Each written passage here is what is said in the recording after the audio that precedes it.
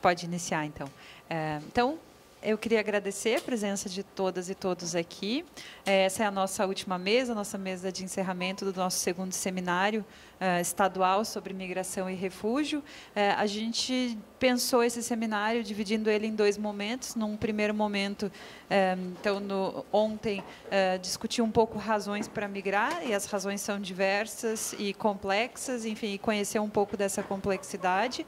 E a ideia para o dia de hoje era que a gente conversasse sobre a outra parte da história. Então, a gente migra e, de outro lado, a gente recebe e é recebido. E o que isso significa. Então, pensar um pouco sobre acolhimento e aí, mais especificamente, nessa... Então, hoje de manhã, a gente estava conversando sobre acolhimento e o papel da universidade nesse processo. E agora, de noite, a ideia era conversar sobre acolhimento com um enfoque específico nessa política de interiorização e do que isso significa, do desafio que representa e de como a gente tem, enquanto sociedade, poder público, enfim, respondido esse desafio. Então, a ideia é tratar de acolhimento e interiorização na região sul do Brasil. Para isso, então, nós convidamos 3 palestrantes. A primeira palestrante é a Emily. Emily, não sei se tu quiser ir subindo, fica à vontade, vamos sem formalidades. A Emily, ela trabalhou bastante tempo ali no GAIRE, na URGS, e teve recentemente essa experiência super interessante no processo de acolhimento e interiorização dos venezuelanos, atuando com organizações internacionais, mais especificamente com o Acnur. Então, vai nos contar um pouco de alguns desses desafios.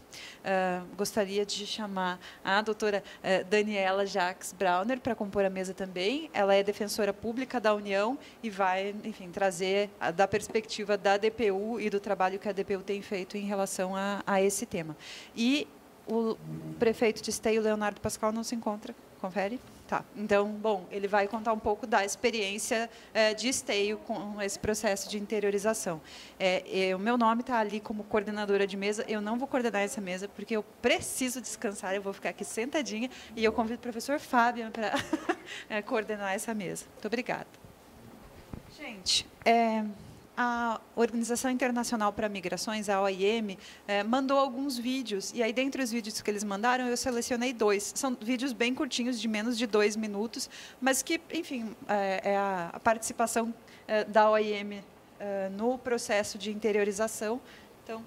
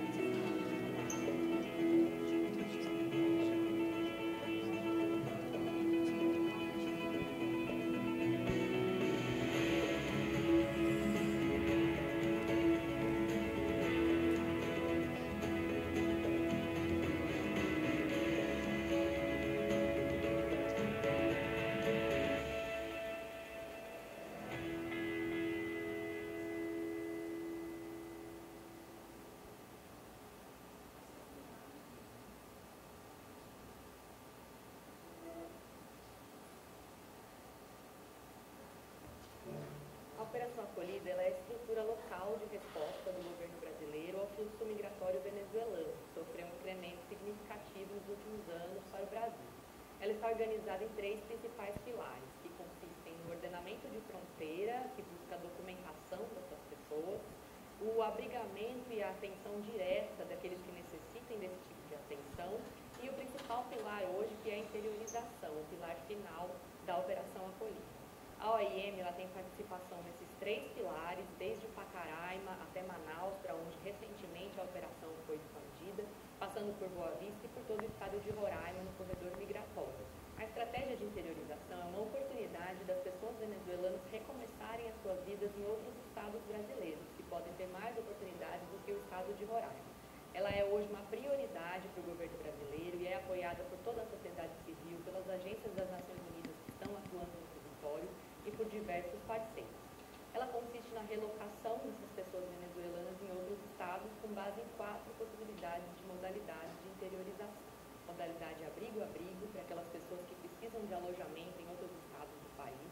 A modalidade reunião familiar, para as pessoas que possuem familiares em outros estados. A modalidade de trabalho, para aquelas pessoas que têm uma vaga de emprego sinalizada em outra região. E a modalidade de reunião social, a mais recente aprovada para aquelas pessoas que têm amigos com vínculos comprovados em outras regiões do país. A região sul tem sido uma das nossas principais parceiras desde o início da interiorização em abril de 2018. Cerca de 90 municípios da região já receberam migrantes e refugiados venezuelanos ao longo de todo o processo, em diferentes modalidades, e nós temos nessa região uma das mais altas taxas de sucesso, empregabilidade e satisfação por parte dos beneficiários. A interiorização consiste em diversas etapas, desde o momento em que aquele candidato a beneficiário se apresenta e relata o seu interesse no processo e é ou não é selecionado, passando pela etapa de checagem da sua documentação. O beneficiário interiorizado tem a documentação completa e também uma checagem de toda a sua carteira vacinal. A partir desse momento, esse beneficiário vai passar por uma avaliação médica para ter certeza que suas condições de saúde são adequadas para a viagem. Também são investigadas todo o seu histórico de relação com aquela pessoa que vai recebê-lo, no caso das modalidades de reunião social e reunião familiar, por exemplo. Uma vez checada a sua documentação e constatado que a sua situação de saúde está adequada para a viagem, esse beneficiário vai ser encaminhado para a viagem efetivamente até o destino final. E a OIM tem participação em todas essas etapas, inclusive voando com esse beneficiário até o seu destino final e garantindo a sua entrega com segurança para o seu receptor. O perfil desses migrantes e refugiados é de uma escolaridade bastante alta, até em comparação com a média da escolaridade brasileira, e muitas vezes nós encontramos nesse público formações complementares ou específicas que podem vir a garantir um aumento da qualidade da mão de obra desses estados. O relato que nós temos recebido das prefeituras, dos empresários e dos diversos parceiros que têm se somado a essa estratégia de interiorização é de muita satisfação em poder participar dessa nova oportunidade que está sendo oferecida para essas pessoas. Os 2 vídeos que a OIM mandou, e a ideia aqui é que a gente possa conversar, enfim, ter um debate crítico em relação ao processo de interiorização. Então, fiquemos bastante à vontade para, inclusive, questionar e problematizar algumas das coisas que estão colocadas aqui também. Aproveitar o espaço da academia.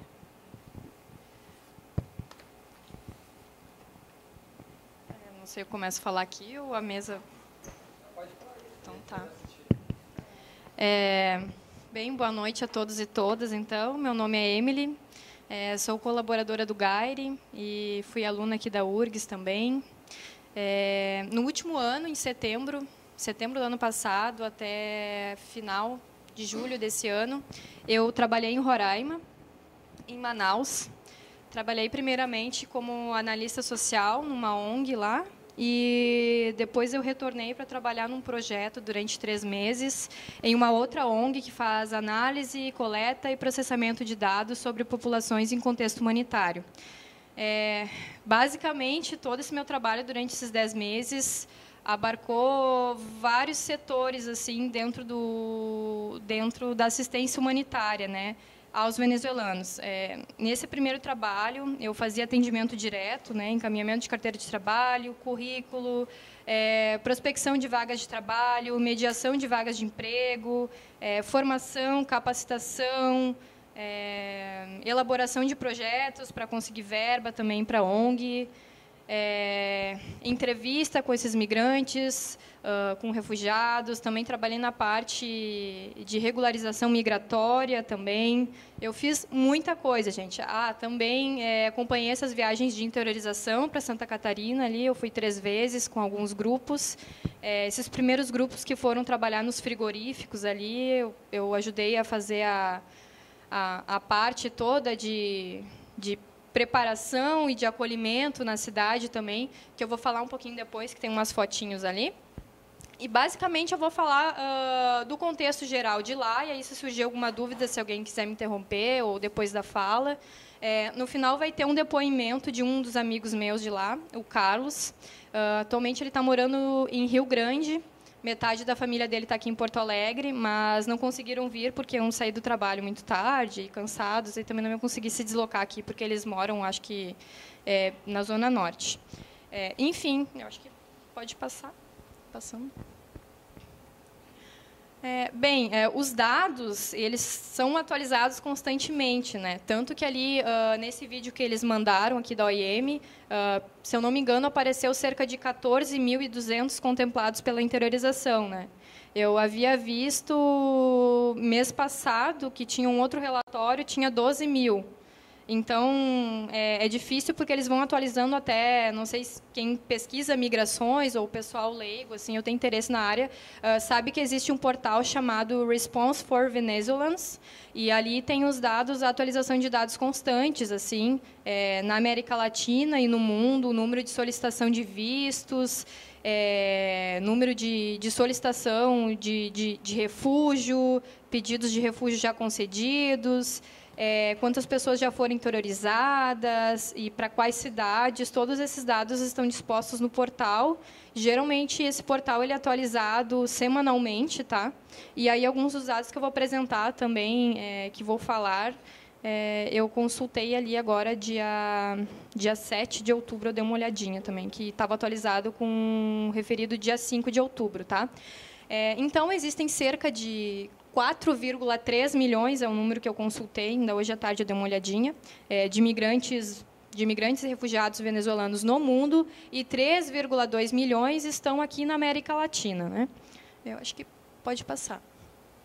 Eu não vou me ater à situação de contexto caótico, político e econômico, porque eu acho que não é a proposta aqui agora da mesa, né? E vou me ater mais às minhas experiências do dia a dia lá, e vou tratar também um pouquinho sobre a questão indígena, que está sendo bem discutida atualmente agora. Eu fiz uma parte do trabalho em Manaus, e nessa última ONG onde eu trabalhei, a gente estava fazendo uma pesquisa para o Acnur, né? Ainda não foi divulgada, na verdade, ficou só para internos essa pesquisa, ainda não foi divulgada. Mas se tratava, uma das etapas da pesquisa se tratava a estudar como se dava o acesso dos migrantes e dos refugiados venezuelanos às políticas públicas. Até, pessoal, para desmistificar alguns dos discursos que estavam tendo em Roraima, em Manaus, de que as pessoas estavam sobrecarregando os serviços públicos, né? Escola, atendimento de saúde, entre outras coisas. Então, no dia 8 de junho, eles abriram a fronteira, né? Fechou. Eu estava um dia antes ali, acabou fechando a fronteira. Foi uma correria danada, porque não foi de maneira pacífica. Fechou em fevereiro, ali na última semana de fevereiro, e reabriu só agora em junho. O que aconteceu?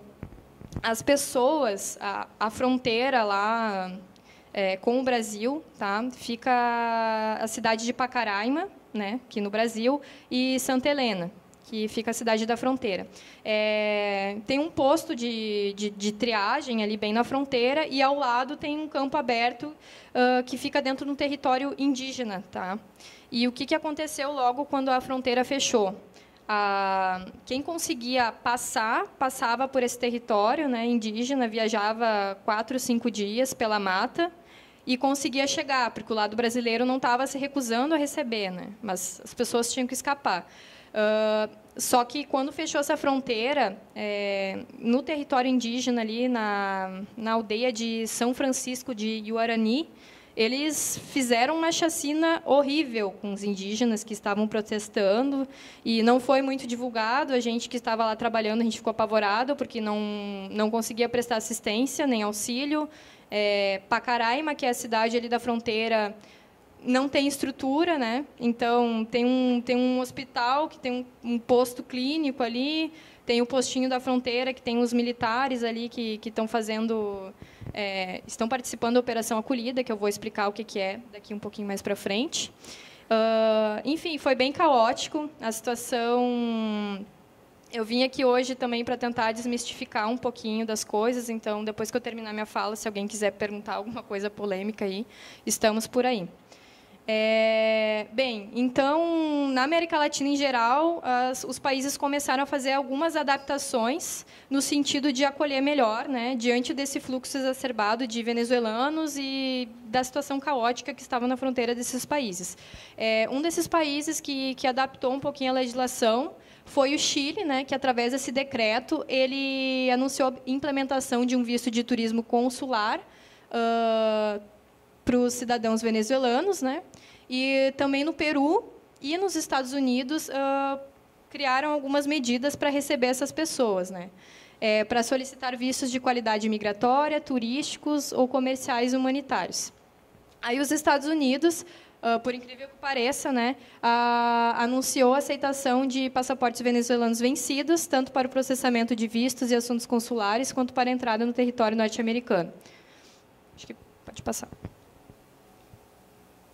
Acho que pode passar, são dados.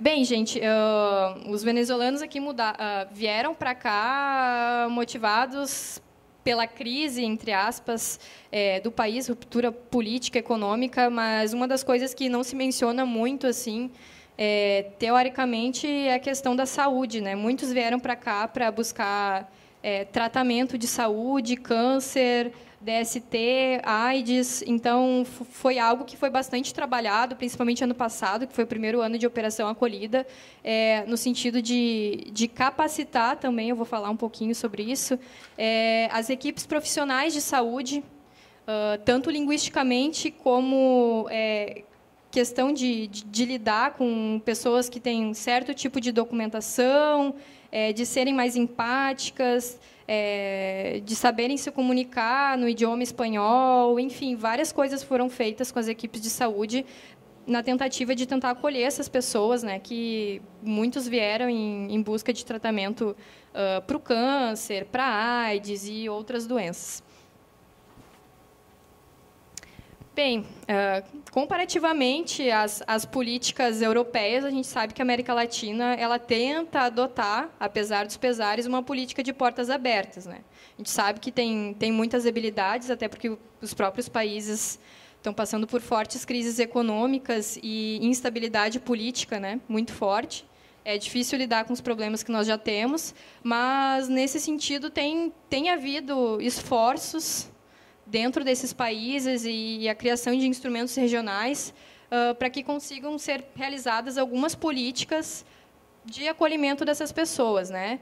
O Brasil, então, ele se tornou pioneiro com esse projeto de interiorização e vários outros projetos que estão sendo estabelecidos no sentido de capacitação profissional até dos migrantes,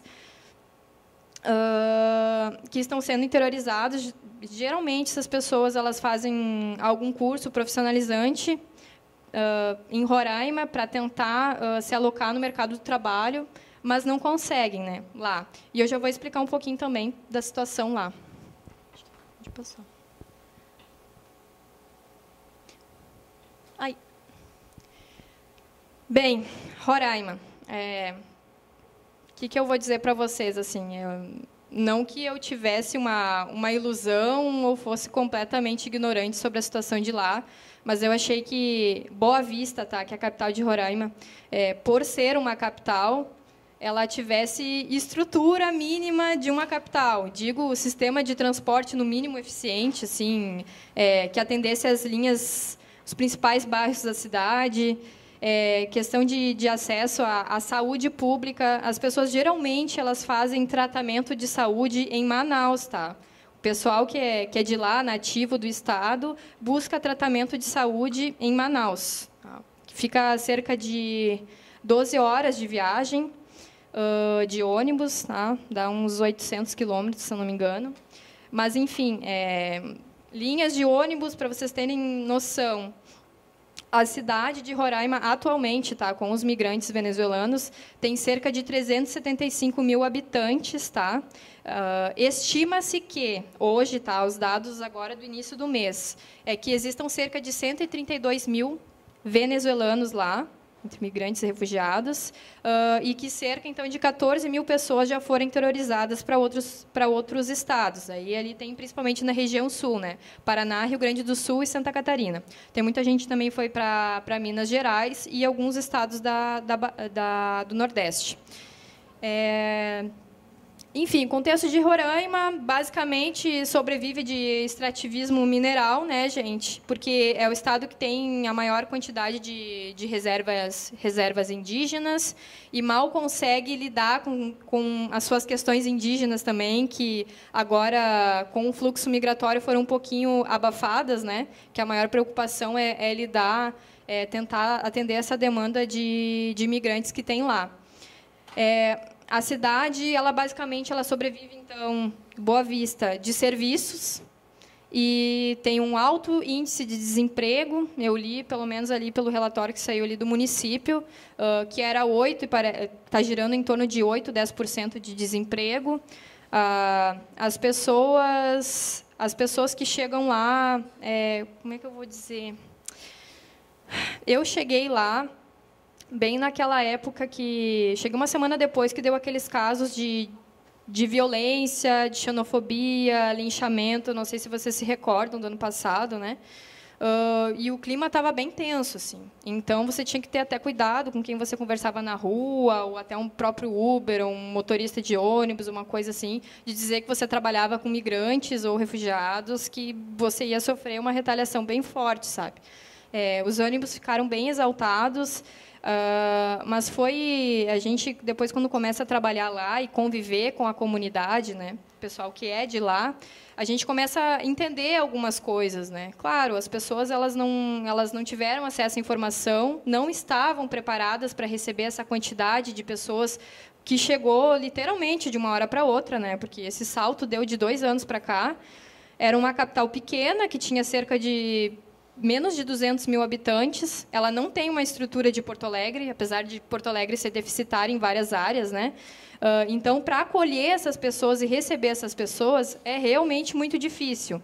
Então, pessoas que não estavam acostumadas a ver gente dormir na rua, a gente pedir comida, a ver criança na rua em horário escolar e tá ali, tá no sinal.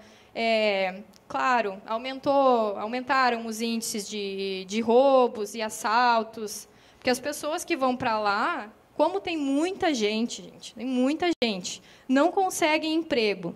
O que a pessoa vai fazer na hora do desespero? Vai recorrer a coisas que não faria em caso estivesse em condições normais, né? Então, claro, isso acabou gerando uma espécie de... como eu vou dizer, as pessoas começaram a ver com maus olhos alguns venezuelanos, porque, claro, alguns deles cometeram alguns furtos em virtude de N motivos, migrou muita gente, né? Não tem postos de trabalho, tem muita gente qualificada que está trabalhando, empacotando, claro, né, gente, trabalho é trabalho, mas o que eu estou dizendo é que tem muitos médicos, tem muitos engenheiros, tem muitos advogados, tem muitos administradores, tem gente qualificada, professores universitários. As pessoas não conseguem emprego, mal conseguem trabalhar como repositores de supermercado, né, porque são as poucas empresas que tem na cidade são do ramo alimentício, né, ou restaurantes, e são esses postos de trabalho que as pessoas conseguem se alocar, sabe? Então, a situação é bem difícil, tá? Eu vou passar alguns dados também antes de... Se eu estiver me exaltando no tempo, aí tu me fala, tá? Só para vocês terem noção, Boa Vista ela tem cerca de 13 abrigos, tá? Pacaraima tem 2, e Manaus é uma incógnita, porque tem alguns espaços lá que são algumas ocupações que são consideradas pela prefeitura como abrigos e outras não são, porque não são cadastradas, e aí não recebem ajuda. Enfim, é bem complicada a situação em Manaus. Mas, em Boa Vista, então, tem cerca de 6.500 pessoas abrigadas nesses 13 abrigos. Tá? Tem cerca de 1.500 pessoas vivendo em ocupações, que são prédios, escolas, prédios públicos abandonados, tá? Da cidade, e tem quase 2.000 pessoas morando na rua. Claro, esse foi o último censo que a Operação Acolhida fez. Inclusive, nesse meu último trabalho, eu tive a oportunidade de visitar todas essas ocupações e marcar rodas de conversas com algumas dessas pessoas que moravam lá. E todas as pessoas que moram nesses locais estão desempregadas, tá? Estão vivendo lá há quase 1 ano. E essas pessoas, elas foram para lá depois de meses morando na rua e entraram em situação de desespero, sabe? Não aguentavam mais morar na rua. Roraima tem um clima estupidamente cruel, porque é muito quente, gente. É muito quente, assim, ó.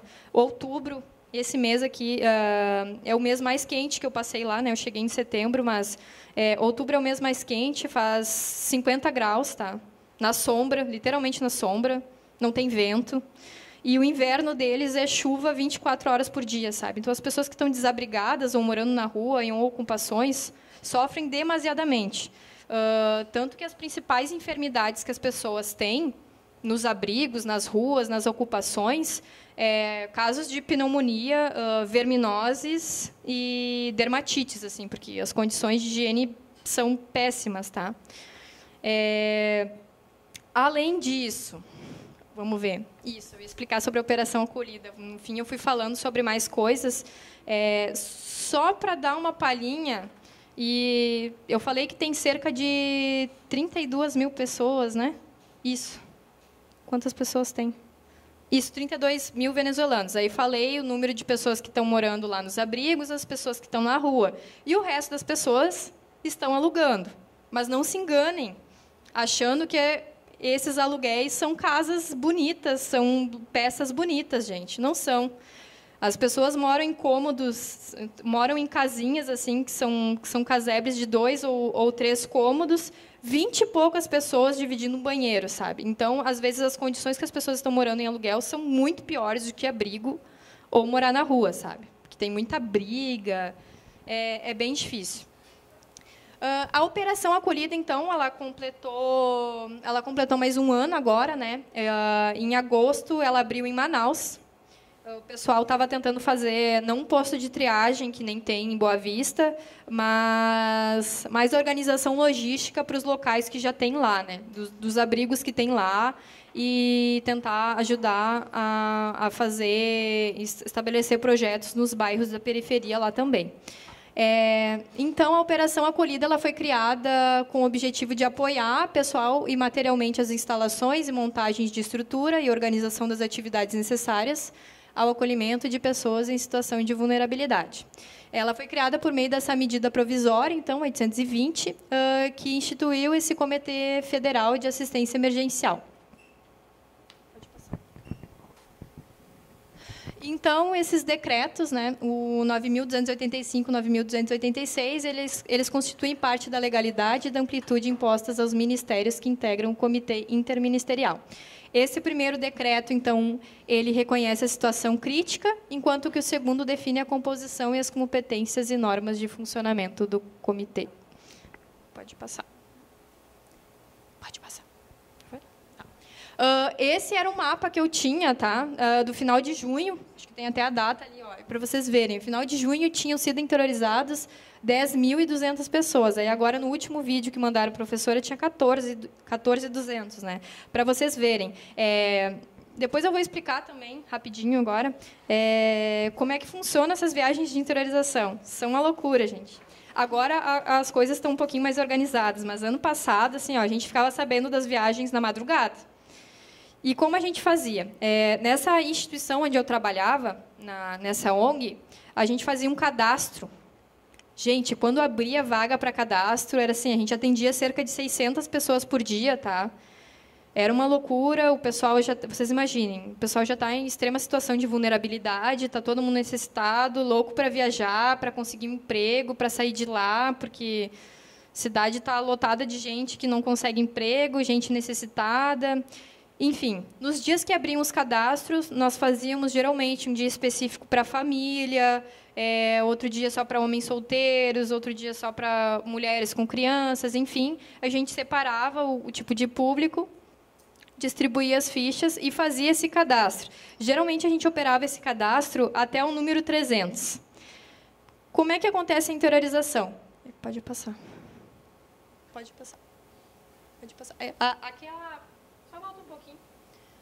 Aqui são algumas cidades, tá? Esse fluxograma é de junho ainda, mas aqui são algumas das cidades que receberam os migrantes, tá? Da interiorização, a primeira leva, que foi até junho, e agora, claro, né, aumentou esse leque, aumentou em mais um pouquinho, para vocês verem que tem bastante já no Rio Grande do Sul, vocês já devem ter visto várias notícias e tal, ou de repente até conhecem alguém.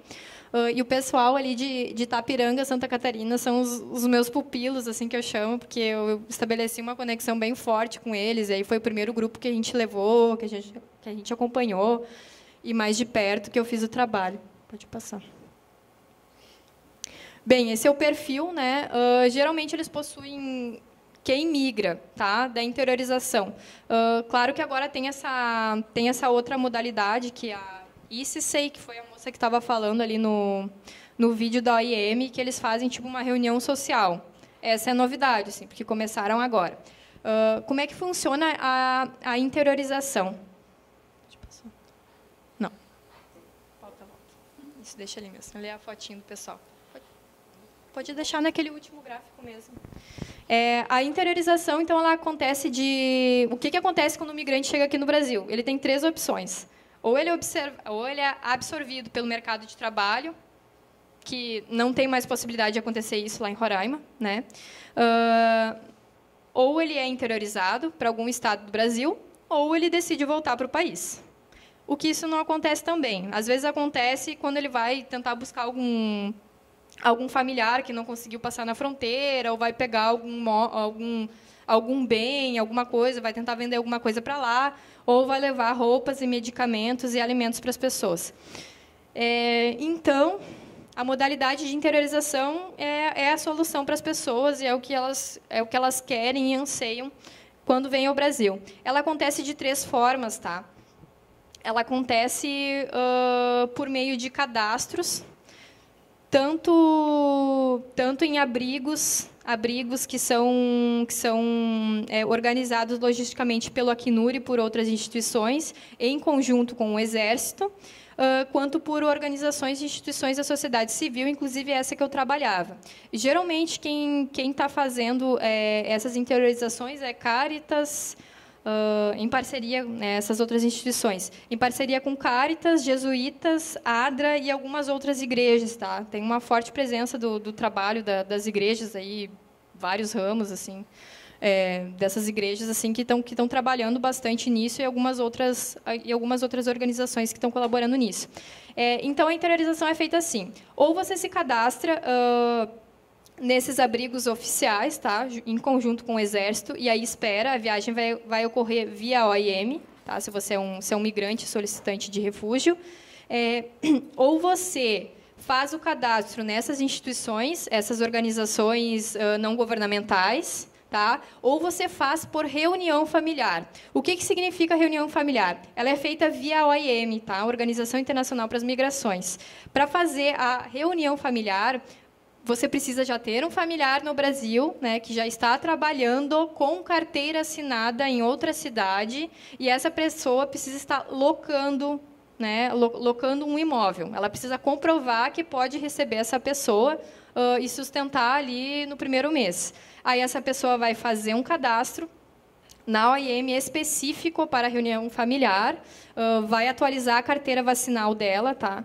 É importante salientar que ninguém viaja sem o quadro vacunal completo, tá? A pessoa precisa tomar todas as doses, está tudo bem, fazer exame de sangue, está cadastrado, ter a carteira emitida de trabalho, está regularizado, todo ok, e só depois disso a pessoa aí consegue entrar na fila para poder ser interiorizada, né? Geralmente as interiorizações elas vão variar, tá? Não tem como dizer que vai ser interiorizado em 3, em 4 ou 6 meses. Tudo depende. Depende da faixa etária, se a pessoa conseguiu um emprego ou não. E aí uma outra modalidade de interiorização é a interiorização via trabalho. Como acontece? A pessoa vai em alguma organização, uma instituição, ou vai na OIM e apresenta esse aceite de trabalho que ela tem. Diz, olha, eu recebi uma proposta de trabalho e tal, a pessoa conversa com o empregador, você recebe ali uma espécie de atestado que a pessoa vai ser empregada, né? e aí a OIM viabiliza as passagens. Geralmente, isso dura em torno de uma semana, tá? A interiorização via OIM. E aí a pessoa ela recebe uma pulseirinha, fica cerca de 3 dias com aquela pulseirinha, faz os últimos exames, vê se está tudo ok e fica de prontidão, né? Para receber uma ligação para viajar. Só que esses voos, gente, é muito aleatório, sabe? Você não sabe quando é que vai sair o voo.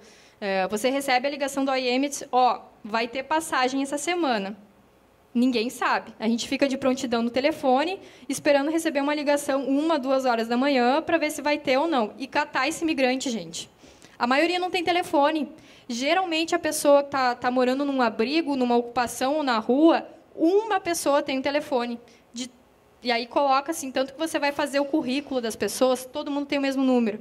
Aí surge uma vaga de trabalho, você liga para o cidadão, não sei, não conozco, sabe? As pessoas não se conhecem porque precisa de um número ali, né? Um pré-requisito, ter um telefone para poder se comunicar, e as pessoas não têm, ou têm um aparelho e não têm dinheiro para botar crédito, né? Aí é bem complicado, assim, até para catar as pessoas para conseguir viajar. E aí as organizações que têm carro ou têm condições vão em busca das pessoas, vão na rodoviária, vão nos locais. Muita gente que mora em situação de rua, por exemplo, quando vai fazer o currículo, a gente coloca o endereço de uma loja ou um local que a pessoa sempre fica, né? Enfim, pode passar. Tá. Esse grupo aqui é o do pessoal que foi para Itapiranga, que foi o primeiro grupo que eu acompanhei. Foram 30 homens solteiros. Eles foram para lá, chegaram dia 1º de dezembro, foi uma odisseia, porque a OIM comprou as passagens erradas, eles não conseguiram embarcar, eles tiveram que viajar até Manaus, aí de Manaus eles foram para o Rio, aí do Rio foram parar em Minas Gerais, aí em Minas Gerais eles pararam em Porto Alegre, aqui em Porto Alegre pegaram eles e foram até... Eu sei que assim, foi horrível, mas eles conseguiram chegar, assim, foi uma vitória. E lá na cidade, esse grupo ele foi interiorizado via trabalho, tá? Eles já tinham um aceite de trabalho para trabalhar na Seara, que é um frigorífico. Gente, e os empregos que nós conseguimos, infelizmente, não conseguem abarcar o nível de qualificação profissional. Desse grupo aí, eu acho que só uns 3 ou 4 não eram engenheiros. Tá? Esses 3 ou 4 eram ou administradores, um formado em turismo, um professor universitário da área de música e o outro não me lembro o que é. Mas todos tinham graduação, né? Tinham até mestrado. Enfim, para vocês verem a situação, as pessoas já estavam lá há quase um ano. Geralmente, quando essas pessoas elas são interiorizadas, a gente faz uma listinha de pré-requisitos, né? Ver o tempo que a pessoa está lá já em Roraima, ver quantos filhos ela tem, a idade, enfim, se tem família, se não tem família. Esse grupo ele foi para lá em dezembro. E o que eu fiz? Eu fiz 2 viagens anteriormente à chegada deles para preparar a cidade. Essa cidade de Itapiranga ela tem cerca de 13 mil habitantes, então é um bairro, tá? É uma cidade extremamente era fechada, de colonização alemã, bem introspectiva, e foi um trabalho bem legal que a gente conseguiu fazer na cidade. Eu fui na rádio, fui nessas quermesse, fui em tudo que era lugar, assim, para falar simples do que são direitos humanos, o que é um migrante, o que é um refugiado. Apresentei essas pessoas até por vídeo, né? A gente fez videoconferências também com os empregadores para conhecê-los, né?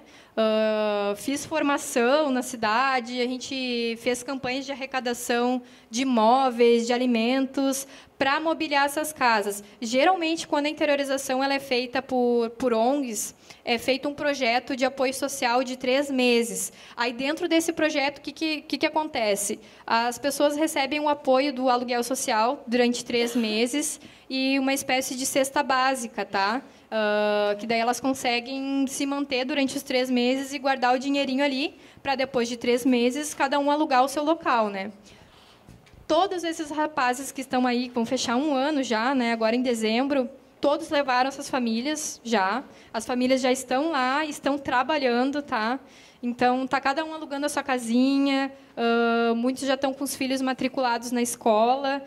Depois esses rapazes foram mais 4 mais 4 viagens com mais homens e famílias para lá, está todo mundo trabalhando, todo mundo bem, né, ganhando seu dinheirinho, assim, e alugando suas casas. E assim, o trabalho foi muito gratificante lá, porque deu para ver que a comunidade se empenhou, sabe, no sentido de acolhê-los bem, inseri-los. É uma cidade famosa também ali no interior de fazer esses Oktoberfest, não sei o quê. Aí eles estão sempre saindo nesses desfiles, bebendo chopp, sabe? Deu para ver que eles se integraram bem à comunidade e acolheram mais gente. O trabalho foi tão bom ali na região que aqueles outros frigoríficos ali, Aurora e não sei o quê, acabaram solicitando conversas assim com a nossa ONG, com outras, para conseguir mais pessoas para trabalhar, né? A princípio, eu acho que deu tudo ok. Não é um trabalho dos sonhos, mas para quem está passando necessidade lá e dormindo na rua, já é uma maneira de começar, né? Bem, sobre os migrantes indígenas, não sei como é que estou de tempo, já está estourando, hein? Tá, eu consigo terminar. Sobre os migrantes indígenas, da parte que eu trabalhei em Manaus, tá? Eu entrevistei muitos gestores da área da saúde e da educação e da Secretaria de Trabalho lá do Cine, para saber como é que se dava o acesso desses migrantes, se havia sido feita alguma política específica desenhada assim para atender essas pessoas, se os funcionários tinham recebido algum tratamento adequado, quer dizer, um treinamento adequado para acolher essas pessoas. Enfim, e também surgiu essa questão dos indígenas, né? Muitos migrantes venezuelanos indígenas migraram para Manaus justamente por se sentirem mais acolhidos, entre aspas, e por terem melhores oportunidades até de vender o seu artesanato, essas coisas assim. Os migrantes indígenas em Boa Vista, em Pacaraima, eles têm alguns abrigos, tá, gente? Mas, assim, é uma questão difícil de lidar, porque somente esse ano foi começar a se pensar, a desenhar uma política específica para cada grupo étnico. São 4 principais grupos étnicos que migram da Venezuela, tá? Principalmente os Uarau, que todo mundo ouve falar, e os Pemon, e os outros 2 eu não consigo pronunciar, então não vou falar. Mas são 4 os principais, tá? E cada um, claro, se comporta de uma maneira diferente, né? Interage com a sociedade de uma maneira diferente.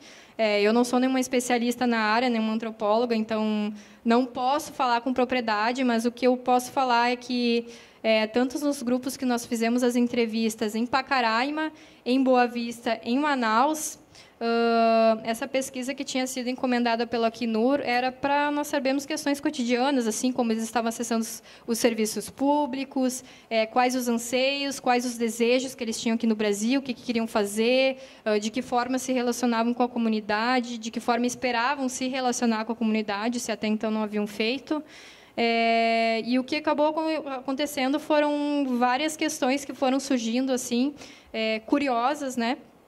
Não só na questão de saúde, de tratamento, assim, houve um esforço muito grande. Eu comentei com alguns colegas em Manaus, tá? Isso de Manaus. Houve um esforço muito grande da Secretaria Municipal de Saúde e também do Estado, né, em fazer forças-tarefas conjuntas com a Secretaria de Assistência Social para poder atender esses migrantes, principalmente dentro dos locais onde eles se encontram. Eles ficam em espécies de ocupações, tá? E em condições extremamente deploráveis.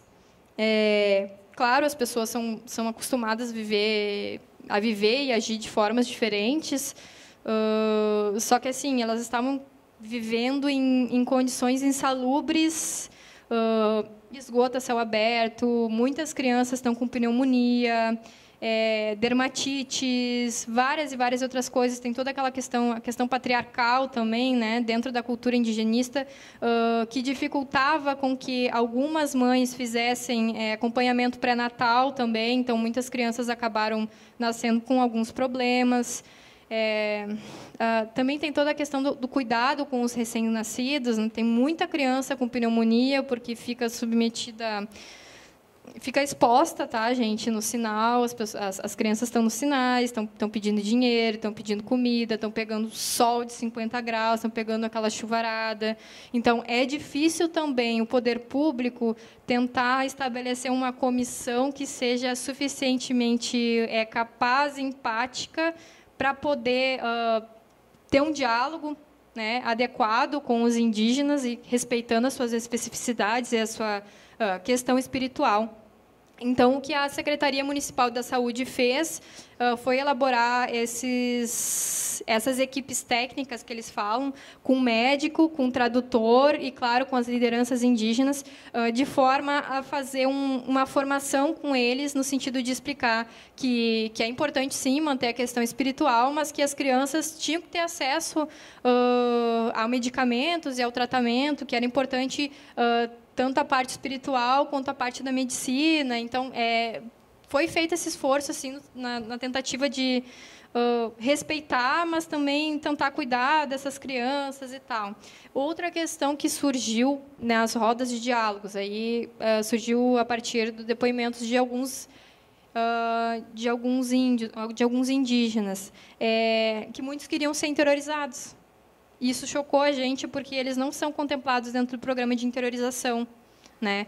Geralmente, eles chegam ali, tentam se alocar em Boa Vista, e alguns conseguem ir para Manaus, né? E ficam alocados na região da rodoviária ali de Manaus. Tem muito morador de rua. Grande parte dos migrantes que estão em Manaus são moradores de rua, tá? Manaus está mais difícil assim de eles conseguirem abrigo, até porque não tinha a operação acolhida estruturada lá. Além disso, tem novas políticas sendo desenhadas para os indígenas, assim, mas ainda é uma incógnita, tá? Dentro da Secretaria de Saúde, tenta-se fazer esse esforço. A Secretaria Municipal da Educação lá de Manaus também está começando a fazer alguns programas e algumas aulas especiais, fazer formação de professores na preparação do idioma espanhol e fazer algumas formações temáticas sobre a Venezuela, no sentido de acolher e melhorar, né, a receptividade dessas crianças nas escolas. Grande parte das crianças que estão em Boa Vista, o que acontece? Tem um alto índice de evasão escolar. Por quê? Porque grande parte dessas crianças não conseguem vagas em escolas do bairro. E Boa Vista, apesar de não ser muito populosa, é uma cidade geograficamente muito grande. E as pessoas não têm dinheiro para pagar uma passagem de ônibus. São meia dúzia de ônibus, meia dúzia de linha de ônibus para atender a cidade inteira. Então, mesmo que tivessem dinheiro, não iam conseguir se deslocar. Quem consegue trabalhar e fazer algumas diárias, compra uma bicicleta. Mas, mesmo assim, é difícil. Aí você vai ter que pedalar 10 quilômetros para levar uma criança na escola, mais 10 quilômetros para voltar, você não acaba não indo. Outro problema que tem do alto índice de evasão escolar diz respeito às próprias viagens de interiorização, né? Porque as crianças vão viajar e como de uma hora para outra, eles acabam nem pegando a documentação. Uma outra queixa que eu ouvi das secretarias de assistência social foi a questão do cadastro único, né? Muitas pessoas estão cadastradas para receber o Bolsa Família lá, mas é muita gente, então tem pouca gente recebendo agora. Dizem que o cadastro é municipal, eu não sei como é que funciona muito bem. Eu sei que está gerando duplicidade no cadastro, daí eles falam que é difícil, porque quando eles vão viajar, eles não avisam, e aí vai ficando um retrabalho que já poderia diminuir a parte burocrática. Enfim, tem bastantes pormenores assim, nos locais. Pode passar, vamos ver o que tem. Pode passar. Pode passar. Aí, claro, gente, é a tentativa de tentar elaborar uma política que não seja segregacionista nem assimilacionista, tanto dos migrantes não indígenas quanto dos indígenas, né? Esse é o grande desafio, né? Acolher e integrar sem ocultar a sua cultura e tal, e respeitar. São muitos desafios em Roraima. Em Manaus, que é o principal, que é a porta de entrada do pessoal. Deixa eu ver o que mais. Bem, e aí, gente, tudo que eu vivi assim nesses últimos anos, eu sei que meu tempo já está acabando, eu só quero passar o vídeo de um amigo meu venezuelano, o Carlos. Ele foi interiorizado já, agora no último, faz 2 meses. Agora ele está morando em Rio Grande e parte da família dele está morando aqui em Porto Alegre, né? Aí não conseguiram vir aqui porque estavam trabalhando e tal, não iam conseguir se deslocar. Então ele vai falar um pouquinho da experiência dele. O que eu pude observar nos últimos meses, assim, como eu estava comentando ali com a professora, eu fiquei 10 meses, mas assim parece que eu fiquei 10 anos, sabe? O trabalho foi extremamente exaustivo, assim. Você lida muito com incapacidades, sabe? Porque você não consegue dar resposta para todo mundo, está todo mundo necessitado. Você vai dormir pensando na pessoa, você acorda pensando na pessoa, porque não consegue dar respostas adequadas, as pessoas estão passando fome, estão morando na rua. Aí elas vão te procurar no serviço, perguntando se você já sabe quando é que vai sair a viagem, aquele emprego deu certo, não tem nenhuma vaga de trabalho, tem alguma comida para me dar, tem isso, tem aquilo, me ajuda, por favor. Aí você vai lidando todo dia com a tragédia cotidiana, sabe? Você tenta não endurecer o seu coração, assim, mas é difícil, sabe, gente? Tanto que vou dar a palhinha assim para vocês que muita gente lá, eu inclusive agora estou melhor, né? Eu voltei um pouquinho abalada porque eu fiquei bastante tempo lá e passei por situações bem tristes assim, mas é bem difícil assim. Geralmente as pessoas que estão trabalhando lá, principalmente nos centros de triagem e nos abrigos, fazem algum tipo de tratamento psicológico, assim, terapia, porque você não aguenta, sabe? Você fica imerso naquele universo de assistência, de tentar ajudar e não conseguir, e é bem difícil você lidar com a impotência diária, né? Fora outras questões burocráticas que existem, porque você está lidando no contexto humanitário internacional e não é as mil maravilhas, né? Eu estava comentando com alguns colegas, também tem uma puxação de tapete, tem uma furação de olho, então as pessoas querem se autopromover com alguns projetos e acabam prejudicando outros, em vez de pensar no maior bem do migrante. Então é bem complicado, assim. Às vezes a gente fica numa saia justa. Essas organizações menores, né, com OIM, Acnur e Exército, é bem difícil. E, claro, já puxando mais para o final, assim, e só fechando, fazendo uma outra colocação, a Operação Acolhida, não sei se vocês sabem, mas o contingente que coordena ela muda de 3 em 3 meses, né? Então, muda de 3 em 3 meses, o contingente que vai para lá, os militares que coordenam. Então, é difícil você dar continuidade a alguns projetos e algumas pessoas com que você trata 3 meses atrás determinado tipo de situação, daqui 1 semana, 2, já não é mais a mesma pessoa. Aí não dão continuidade ao trabalho. E aí entra uma pessoa com características completamente diferentes, que não tem conhecimento do assunto, que não tem... que não entende a partir da perspectiva de direitos humanos, e sim só militar. Então, é difícil, inclusive, sentar para dialogar com alguns desses coordenadores. Tá? Estou fazendo uma crítica, mas também, né, enfim, isso não é só meu, mas as organizações, às vezes, encontram uma grande dificuldade em tentar dialogar com o Exército em virtude da postura, e até depois que nosso presidente foi eleito, as coisas mudaram bastante. Tem bastante diferença dos contingentes que estavam no ano passado, assim, enquanto ainda se tinha certa liberdade para fazer algumas coisas, quanto os que entraram esse ano, né? Então, é todo dia um novo desafio para tentar lidar com os recursos que nós temos, assim, e tentar acolher essas pessoas. Eu vou passar o vídeo, não vou me alongar mais, que eu sei que eu já passei no meu tempo. Vou passar o vídeo do Carlos, então, Carlos Cuenca, é um venezuelano, ele foi voluntário lá do serviço, ele também foi voluntário da Operação Acolhida, e ele está atualmente em Rio Grande, está tentando vir para cá, para Porto Alegre, conseguir um emprego, né, para ficar com a irmã dele e o cunhado dele também. Pode passar o videozinho.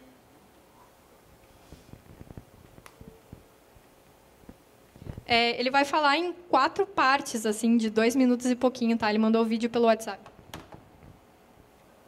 Diferentes proyectos ejercidos en el estado de Roraima. También hice auxiliar administrativo y auxiliar de logística. ¿Cómo fue mi inicio en la interiorización? La organización ADRA. Hola, soy Carlos Cuenca, tengo 19 años. y actualmente soy inmigrante venezolano aquí en Brasil.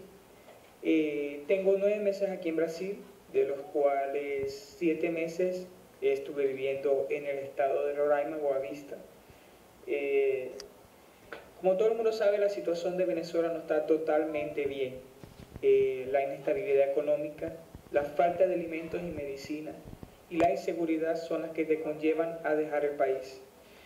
Todo comenzó cuando mi padre salió de Brasil debido a lo que había acontecido en Venezuela, la inestabilidad económica, todo lo malo que está pasando en Venezuela. Y decidió ir por lo más cerca y lo más posible, que era el estado de Roraima, Boavista. Ahí consiguió trabajo y pudo recaudar dinero para que nosotros fuéramos para donde estuviera él. Ahí, cuando fuimos para allá, fue un 23 de diciembre, y ahí hicimos la documentación y directamente nos fuimos para Boavista. Mi experiencia en Boavista de verdad que fue excelente, fue todo nuevo. De verdad que ver los anaqueles de los supermercados todos llenos, ver medicinas, ver nuevas culturas, ver nuevas personas, fue un comienzo muy bueno. Lamentablemente ahorita aquí en Brasil no está muy buena del todo, más que todo en Boavista, debido al movimiento migratorio venezolano. Hay muchas personas viviendo en las ruas, muchas personas desempleadas, muchas personas comiendo de la basura. Es muy triste, muy difícil yo como venezolano fue muy difícil ver eso. La verdad es que yo trabajaba con mi padre allá. Mi padre trabaja pintura, pintando casas, pedreiro, mantenimiento, y todo lo que abarca esa área. En mis tiempos libres hacía mi servicio de voluntariado en el Servicio Jesuita para Inmigrantes y Refugiados, haciendo encaminamiento para cartera de trabajo y citas para residencia y refugio. También tengo mi experiencia de voluntariado en la organización ADRA Brasil, en la cual hacía monitoramiento y evaluación de los diferentes proyectos ejercidos en el estado de Roraima. También hice auxiliar administrativo y auxiliar de logística. ¿Cómo fue mi inicio en la interiorización? La organización ADRA tiene un proyecto en el cual se basa en darle 3 meses de alugue a una familia, 3 meses de comida y trabajo pago, trabajo ya fijo en la localidad en la cual te enviarán. Ese fue mi caso, la de mi familia. Gracias a la organización ADRA fue que llegué hasta aquí. Mi padre actualmente trabaja en los supermercados Guanabara. Actualmente estoy aquí desempleado, aquí en Río Grande. Estoy con mi madre y con mi hermana pequeña, y mi hermana grande que está allá en Porto Alegre. La verdad, la experiencia de la interiorización creo que contribuye mucho a la población venezolana. Contribuye a cambiar la vida de las personas totalmente, dándoles así una mejor calidad de vida. Los venezolanos ahora sí estamos en una situación de reflexión en la cual tenemos que estar más unidos. Los venezolanos somos personas trabajadoras, humildes, eficientes. Merecemos la oportunidad de hacer nuestras vidas y así recuperar nuestra dignidad. Así que les invito a ustedes a reflexionar sobre este problema que no solamente está aquí en Brasil, sino en todo el mundo. De que todos somos iguales y todos tenemos los mismos derechos de los demás. Derecho a trabajar, derecho a la salud y derecho a una nueva vida. Y así estar todos en paz. Espero que les vaya bien. Saludos por aquí. Suerte.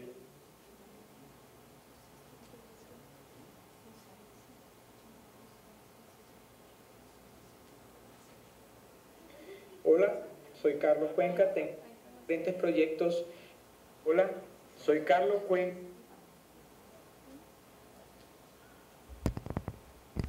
Então, é isso, pessoal. Quis dar uma rápida pincelada nesses 10 meses. Assim, se alguém tiver alguma outra questão específica ou tiver alguma outra curiosidade, depois, no final, aí na mesa, quiser me perguntar, ou quiser pedir meu contato também para algum material, alguma coisa, estamos aí. Tá bem? Obrigada. Uma mesa, a Daniela, defensora pública da União. Eu sou defensora pública da União. O que é a Defensoria Pública da União? Ela é a... Eu queria cumprimentar o meu colega que está aqui, o Jorge, também. E a Defensoria Pública, pessoal, para quem não conhece, ela é responsável por prestar assistência jurídica a quem não pode pagar advogado. Mas, além de simplesmente prestar assistência jurídica em casos individuais, a Defensoria também trabalha com grupos de trabalho em relação a uma parte da população vulnerável. Então, nós temos grupos de trabalho relacionados a questões de pessoas em situação de rua, por exemplo, que o colega faz parte, que está aqui. E nós temos também outros grupos de trabalho em relação a outras populações vulneráveis, por exemplo, a questão dos migrantes, apátridas e refugiados. Quando o papel da Defensoria Pública em relação à proteção desse contingente de pessoas diz respeito a alocar melhores situações, não apenas em relação a processos individuais, mas também em relação a políticas públicas direcionadas a esse público. Então, em relação na Lei de Imigrações, a Lei 13.445, de 2017, nós tivemos uma alteração de uma política em que o estrangeiro era visto, de alguma forma, como uma ameaça à segurança nacional, não é? A antiga lei do Estatuto dos Estrangeiros, da década de 80, e a gente, então, se alinha a uma política de proteção dos direitos humanos, o migrante enquanto sujeito de direitos humanos. E aí é importante frisar que, nesse momento, na própria elaboração da lei, a Defensoria Pública participou ativamente. Então, de uma instituição que, de algum momento, ela é esquecida em todo o período da ditadura, ela vai se estruturar, não é, depois da Constituição, e, mais especificamente, a partir da emenda constitucional, em que deu uma autonomia orçamentária à Defensoria Pública e também como uma instituição aqui de proteção e garantia de direitos, uma instituição essencial dentro da Constituição. Então, a partir desse momento, a gente tem um braço do poder público dirigido aqui à questão relativa à assistência jurídica gratuita. Isso é importante porque, no momento da elaboração da nova Lei de Imigração, nós verificamos 4 momentos em que a Defensoria Pública é citada especificamente. Então, ela vai fazer a defesa do migrante, o migrante em situação de vulnerabilidade, na repatriação, por exemplo, se ela não for momentânea, na deportação e na expulsão. Então, são todas medidas de retirada do indivíduo do território nacional. E que era feita, de alguma forma, sem, muitas vezes, garantir uma ampla defesa e a possibilidade desse indivíduo adequar a questão relativa aos direitos humanos na questão da sua situação migratória. Então, nós tivemos também, além da participação na política e na elaboração da lei, a Defensoria Pública passa a fazer parte do CONARE. O que é o CONARE? É o Comitê Nacional para Refugiados. Esse Comitê Nacional para Refugiados, ele é um órgão interministerial, tem participação de vários atores, da Polícia Federal, do Ministério Público, do Ministério da Justiça, do Ministério do Trabalho. Então, é um órgão interministerial em que vai fazer análise dos pedidos de refúgio. A Defensoria Pública participa do CONARE, não com direito a voto, para que seria esse direito a voto? Para decidir, de fato, quem é e quem não é refugiado e ganhar aqui a proteção internacional, segundo o Estatuto, a Convenção do Estatuto do Refugiado e a Lei 9474, conhecida como Lei dos Refugiados. E também, além disso, a Defensoria participa de forma de articulação com outras organizações internacionais, como, por exemplo, a OIM, a Organização Internacional para Migrações, o Acnur, Alto Comissariado das Nações Unidas para Refugiados, e relativamente à inserção de políticas públicas direcionadas a essa população em situação de vulnerabilidade. Bom, em relação especificamente ao convite que me foi dirigido, a participação da Defensoria Pública em relação ao acolhimento dos refugiados, relativamente ao fluxo migratório da Venezuela, eu gostaria de pontuar que ela se intensificou no final de 2015 e 2016. A primeira atuação da Defensoria se deu num habeas corpus coletivos, em que houve impedimento de uma deportação sumária de 450 venezuelanos em Roraima, que seriam deportados para a Venezuela. E ali, naquele momento, se vislumbrou uma necessidade também do órgão de direcionar uma atenção especial para essa população que vinha se dirigindo um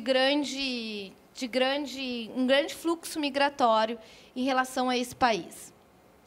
Tá? Quem seriam esses migrantes? Então, como a minha colega antecessora colocou, bem pontuou, nós temos um contingente de população bastante variado, dentre eles indígenas, refugiados, migrantes econômicos.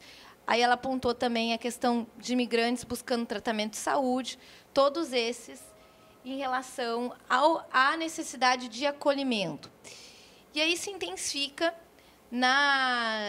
antes mesmo da Lei de Imigração, uma portaria conjunta do CONANDA, do Conselho Nacional de Direito das Crianças e Adolescentes, do CONARE, do CENIG e da Defensoria Pública da União, que diz respeito aqui à forma, um parecer, não é? Elaborar um parecer técnico e a forma de acolhimento, principalmente em relação às crianças migrantes. Por quê? Porque vem se observado que, dentre esse fluxo migratório, crianças desacompanhadas dos seus responsáveis e algumas, inclusive, indocumentadas.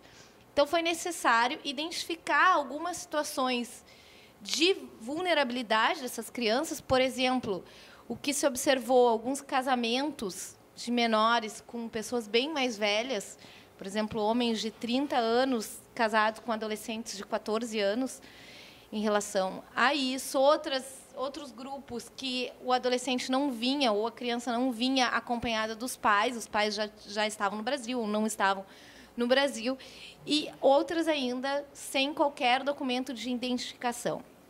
Então, foi editada, em agosto de 2017, uma portaria conjunta em conformidade, inclusive, com a opinião consultiva número 21 da Corte Internacional de Direitos Humanos, da Corte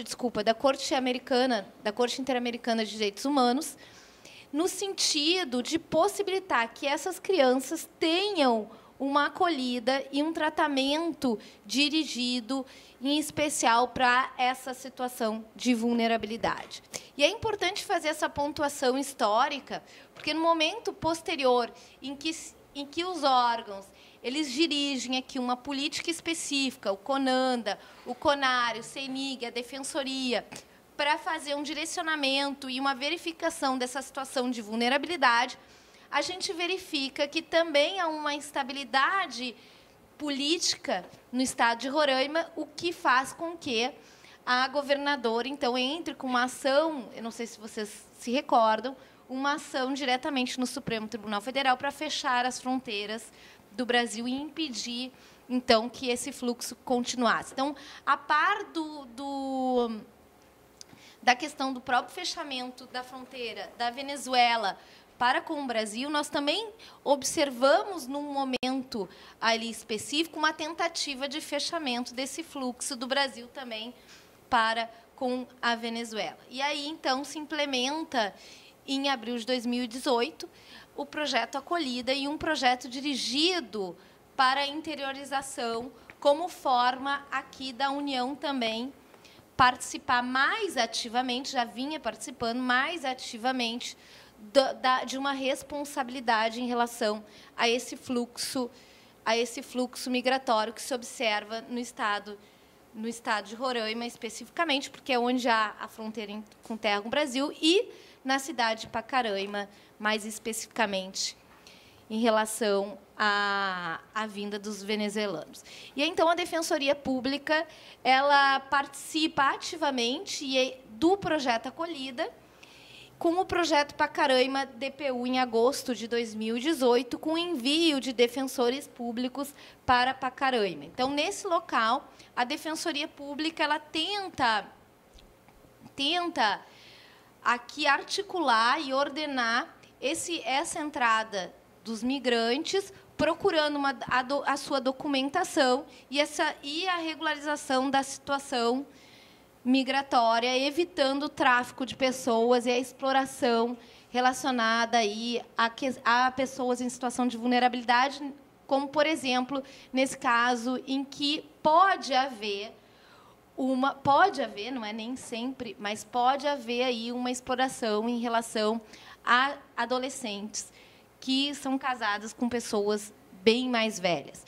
Então, nessa questão das crianças, essa portaria que eu mencionei lá de 2017 determina que a Defensoria Pública participe na realização do formulário socioeconômico em relação a essa situação, identificando uma situação de vulnerabilidade, algumas crianças, algumas situações, algumas soluções são aí apresentadas. Só para pontuar, até maio, entre agosto e maio de 2019, agosto de 2018 e maio de 2019, mais de 700 crianças foram atendidas com esse parecer da Defensoria Pública. E quais foram as soluções apresentadas?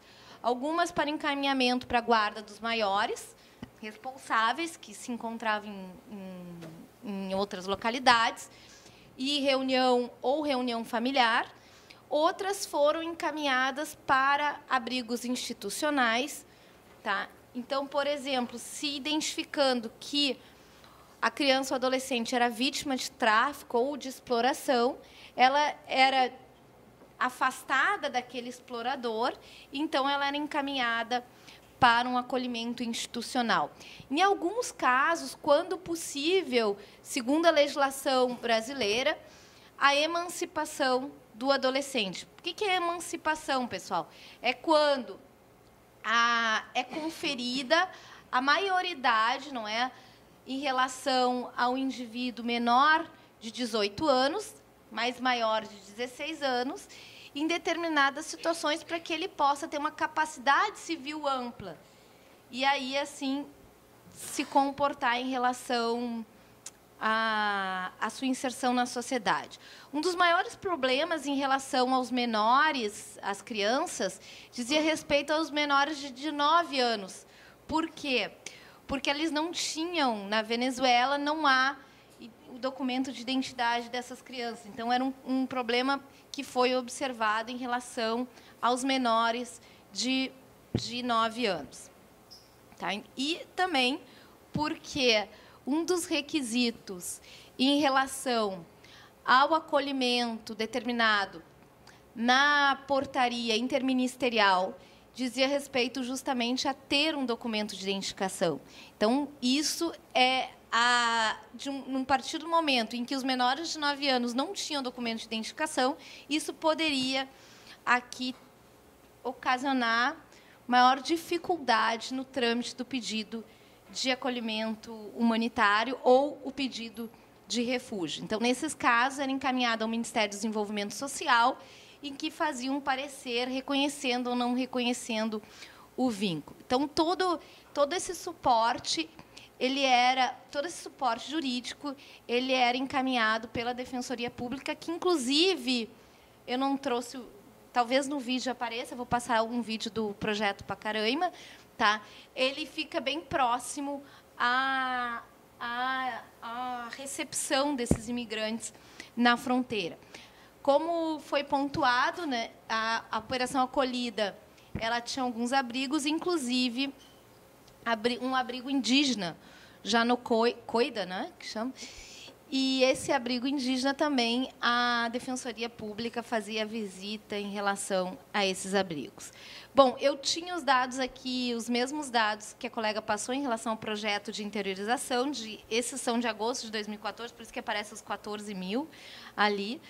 Tá? Então, esse projeto de interiorização visa, de alguma forma, amenizar essa questão em Roraima, que foi pontuado bastante pela minha antecessora, em relação à incapacidade do local de abrigar efetivamente esse fluxo migratório intenso que se observou.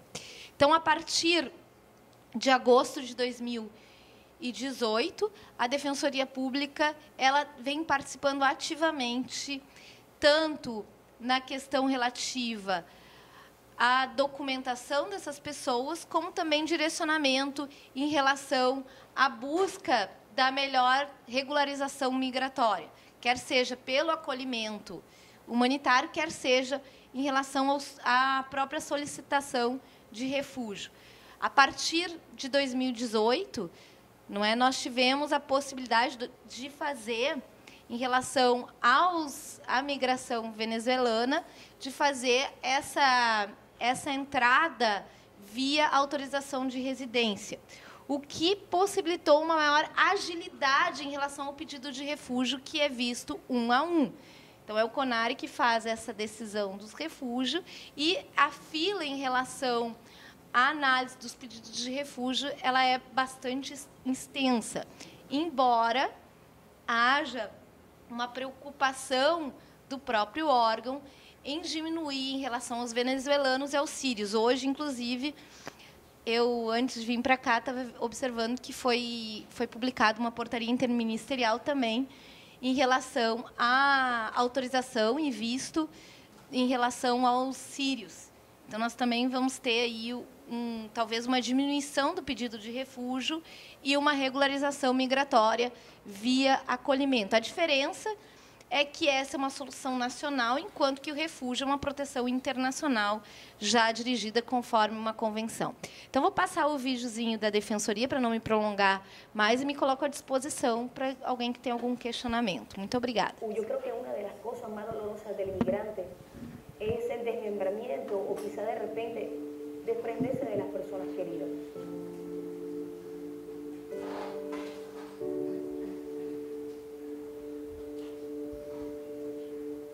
Porque, independientemente, estás en un país que te acoge, en un país que te da ánimo, que te dice, aquí estamos para ayudarte.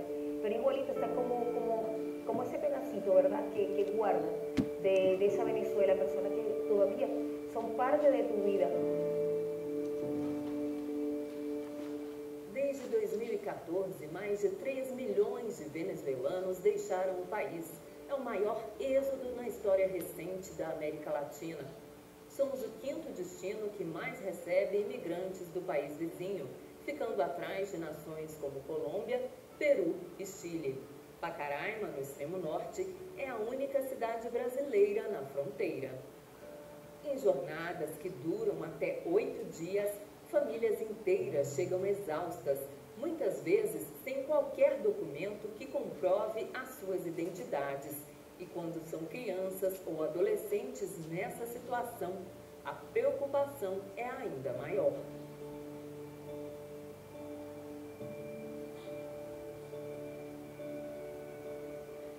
Nós temos aqui na fronteira um fluxo muito grande de crianças e adolescentes que chegam acompanhados de terceiros, separados dos pais, ou seja, eles vêm com um parente direto, ou ele chega totalmente desacompanhado. Nosotros tenemos una hija que se vino adelante hacia San Pablo en busca de trabajo y nos dejó los 2 nietos. É comum que os avós tragam as crianças para reencontrarem os seus pais aqui, já estão no Brasil. Hubo dificultades porque nosotros no somos los padres de los nietos. Entonces, no querían dejar entrar a refúgio com os niños. Quando chegam aqui os avós com esses netos, como foi esse caso, a gente realiza essa entrevista. Às vezes eles têm documentos que comprovam que de fato são avós, às vezes não. E isso não pode impedir que eles tenham acesso a esses direitos e realizem a reconstrução familiar. Eu era a abuela, não era a mamá. Entonces fue que me asesoraron cuando fui para la abogada para el DPU, fue que me ayudaron y me dieron la entrada. Antes de chegar à DPU, a Defensoria Pública da União, nós tínhamos dificuldades de dar o destino correto. Então, nós identificávamos ali uma criança que não tínhamos a certeza absoluta se estava com o pai, ou com o tio, ou com a família. Com a chegada das equipes, isso se tornou um protocolo e nós não tivemos praticamente nenhum problema. Enquanto esperava a filha vir de São Paulo, a família de Adolfo ficou num dos alojamentos montados pelo Exército. Mais de 6.000 imigrantes vivem nesses abrigos no estado de Roraima. O BV8 é um local de passagem para acolher imigrantes venezuelanos em situação de vulnerabilidade. Parte deles vai ser encaminhada à capital Boa Vista para o programa de interiorização. É importante deixar claro que a Defensoria Pública é um dos órgãos mais importantes nesse processo como um todo. Não só na fronteira, mas garantindo também a oportunidade dessas pessoas, quando chegarem nos seus destinos finais, a partir da interiorização, construindo e criando e facilitando a organização de redes de proteção, né? Garantindo a inclusão das crianças nas escolas, o atendimento de saúde, a empregabilidade dessas famílias, porque é importante ressaltar que quando um venezuelano caminha de Caracas até Pacaraima, ele está precisando muito de apoio, de ajuda. O que a gente faz é poder auxiliar essas pessoas e acessar os seus direitos. É um trabalho conjunto que é realizado aqui entre nós da PNUR, entre a Defensoria Pública da União, entre o Ministério da Cidadania e, claro, forças como a Polícia Federal, que atuam na documentação de facto, né, elas que emitem a documentação, e o próprio Exército, que oferece todo esse apoio logístico que permite que a gente tenha toda essa estrutura aqui na fronteira. A criança e o adolescente que não conseguia sua documentação, não conseguia regularizar esse fluxo migratório, não conseguia também acessar a rede de ensino, não conseguia se matricular num colégio, não conseguia ir ao posto de saúde e aguardar a regularização de uma guarda na justiça estadual demora um certo tempo e deixa essa criança e esse adolescente mais vulnerável ainda.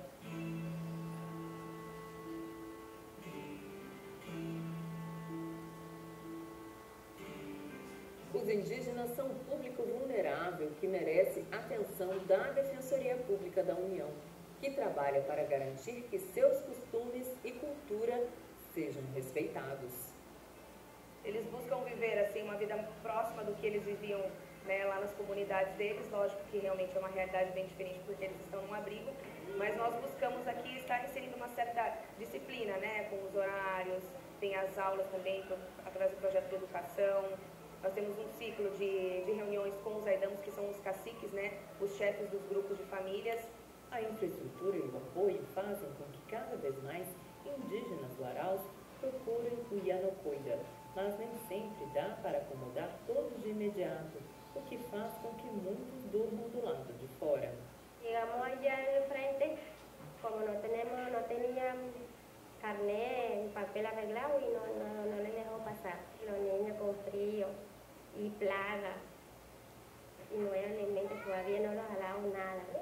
Esse pessoal que está lá fora tem família aqui dentro, então os aidamos, eles sabem quem são essas pessoas, fizeram uma lista pra gente, anotando o nome das pessoas que estão lá fora, se tem algum caso de saúde, alguma necessidade, algum caso de realmente vulnerabilidade, e a gente repassa lá pro pessoal aqui para fazer essa avaliação, para ver o ingresso mais rápido possível. Mas como tem muita gente lá fora, chegamos realmente a decisão de que a gente precisa estar fazendo o acolhimento dessas famílias. Depois de passar dias e noites nas ruas, cerca de 70 indígenas da etnia Warau vão ser abrigados. A Defensoria Pública da União acompanha o caso para proteger o direito dessas pessoas. Depois que ingressem, vocês vão a comer, ducharse, tudo mais. se necessitam de algum esclarecimento jurídico, podem falar com as pessoas para que eles nos busquem, porque todas as semanas estamos acá questionando, los ayudamos, como estão as coisas, e se necessitam de algo, podem falar com nós também. ¿Dale? Es eso. Hay pollo para nosotros comer. Estamos durmiendo bien aquí, bueno, divirtiendo con la familia.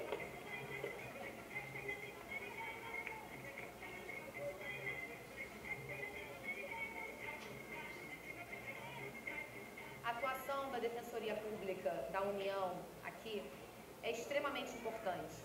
É uma atuação inovadora, porque a gente está aqui numa área de fronteira, num local que não é sede da Justiça Federal, a Justiça Federal fica lá em Boa Vista, e a Defensoria Pública da União está aqui para atender essas pessoas. Então, houve uma mobilização dos defensores para que essas pessoas possam realizar o seu fluxo migratório de uma forma contínua.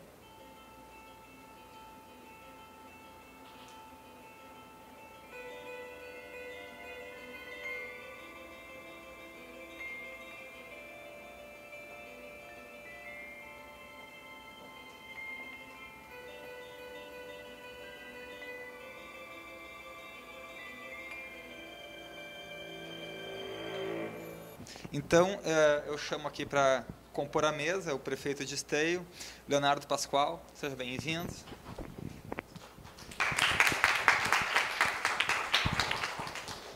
Bom, boa noite a todos. Primeiro, dizer da alegria de participar desse evento e agradecer o convite, né, enaltecer a iniciativa do NEPMIGRE e dos outros grupos acadêmicos aí que se organizaram para esse encontro.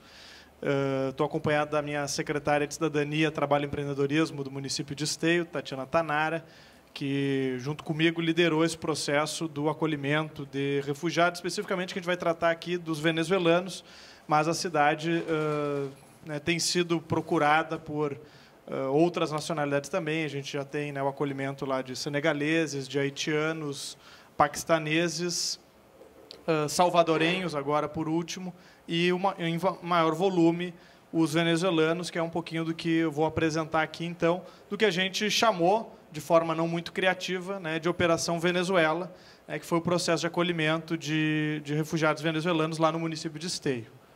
Vai passar? Bom, a organização se deu, né, entre o governo federal, o governo municipal, a prefeitura e a ONU, através da Acnur, a Agência da ONU para Refugiados. Foi a primeira vez que se estabeleceu um processo de interiorização, uma parceria direta entre essas três instituições. Até então, o programa de interiorização ele vinha ocorrendo numa escala um pouquinho menor e se dava diretamente entre o governo federal, a ONU, através da Acnur ou da própria OIM, com instituições sociais, né, de diferentes municípios. Esteio foi o primeiro município do Brasil que fez esse convênio direto entre a ONU, o governo federal e a prefeitura para que a gente pudesse receber um contingente então de venezuelanos através do programa de interiorização. Pode passar?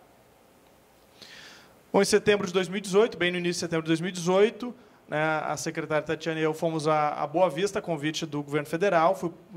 Fomos a primeira delegação de município, o primeiro prefeito, né, a visitar os abrigos provisórios lá em Boa Vista, né, todo o centro de triagem, conhecer o trabalho da Operação Acolhida, que é comandado pelo general Pazuello, que falou no vídeo há pouco. Então, nós estivemos lá em setembro de 2018 para isso, e já viemos, né, no voo de volta de Boa Vista para cá, nós já viemos, no voo da Força Aérea Brasileira, já viemos acompanhando o primeiro grupo de refugiados que veio para o nosso município. Pode passar? Então, aqui tem só uma imagem, né, das visitas que a gente fez lá, pode passar.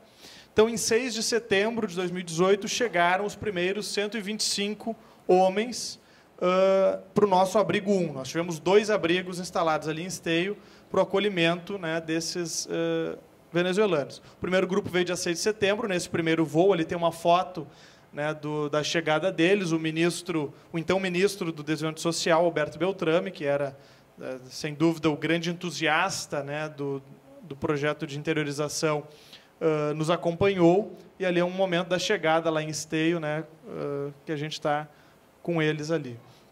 E depois disso a gente teve outros grupos. Dia 13 de setembro veio mais um grupo bem significativo, aí de famílias. Então nós tínhamos mulheres e famílias nesse grupo, que foram para um abrigo 2. E depois dia 24 de setembro, e outros vieram daí pontualmente em outras datas. Então nós tínhamos 2 abrigos. O abrigo 1 era um abrigo exclusivamente de homens, e o abrigo 2 era um abrigo de famílias, então que tinham homens, mulheres, idosos, crianças, uma composição um pouco diferente. Pode passar? No total, nós acolhemos 224 venezuelanos, né, que vieram nessas diferentes datas, nos 2 abrigos que nós tínhamos. A Acnur, né, a Agência da ONU para Refugiados, e a SAV, a Associação Antônio Vieira, que foi contratada pela Acnur, eram responsáveis pelo custeio dos abrigos, né, então pagava o aluguel dos abrigos e as despesas inerentes a isso. E a alimentação foi toda ela fornecida ao longo do período do acolhimento pela Marinha do Brasil, né, que periodicamente, então, fazia o envio lá para a cidade. A gente tinha daí parceiros até para fazer o recebimento disso, porque o volume era muito grande, né, então nós recebíamos e tínhamos parceiros, inclusive parceiros privados, que nos ajudavam na armazenagem disso, para que depois a gente pudesse entregar de forma fracionada aos venezuelanos. Toda a gestão dos abrigos ficou a cargo da Prefeitura, por meio da Secretaria de Cidadania, Trabalho e Empreendedorismo. Então, nós tínhamos, da nossa equipe, né, várias pessoas envolvidas, mas nós tínhamos um coordenador em cada um dos abrigos, já pré-determinado, e nós fazíamos a gestão disso junto com os próprios refugiados que lá estavam. Entre eles escolhiam líderes, né, tinham líderes por andar nos abrigos, tinha um líder geral do abrigo, e eles, então, eram responsáveis por auxiliar na gestão de todas as pessoas. Era muita gente convivendo, né? Imagine um Big Brother com 224 pessoas convivendo no mesmo espaço, obviamente que não confinados, né, mas com uma série de restrições por não conhecer ainda toda a realidade da cidade, né? Então, essas pessoas nos auxiliavam nesse processo de gestão nos abrigos. Pode passar? Bom, e aí nós criamos uma força-tarefa que tinha várias áreas envolvidas dentro da prefeitura.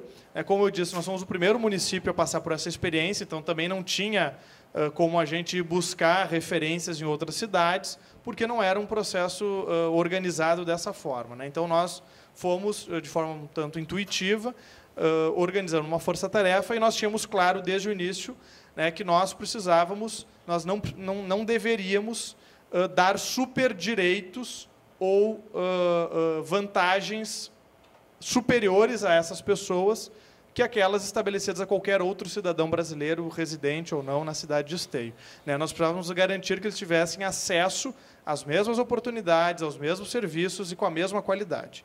Isso sempre foi a tônica do nosso trabalho.